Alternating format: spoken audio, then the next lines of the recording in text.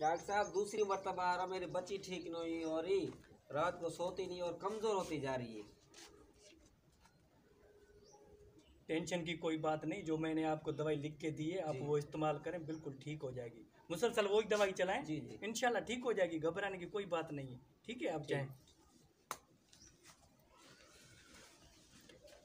पापी पापी पापी चूलो चूलो हाँ डॉक्टर मेरी तबीयत खराब है। अरे डॉक्टर लट्टे भी हिक दे रहे हैं, तुम्हारी और मेरी दिलवाली मिलती है आपस में। देखो इंजेक्शन लगाता हूँ। डॉक्टर मेरे को लगता है जो कोई ने कोरोना का मेरे को शक है। कोरोना का? हाँ घना खर्चा है। एक मिनट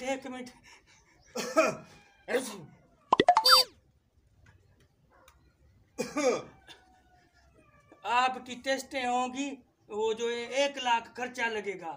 1 लाख टेस्ट का खर्चा है? हाँ 1 लाख, पूरा 1 लाख टेस्ट होगी कोरोना की।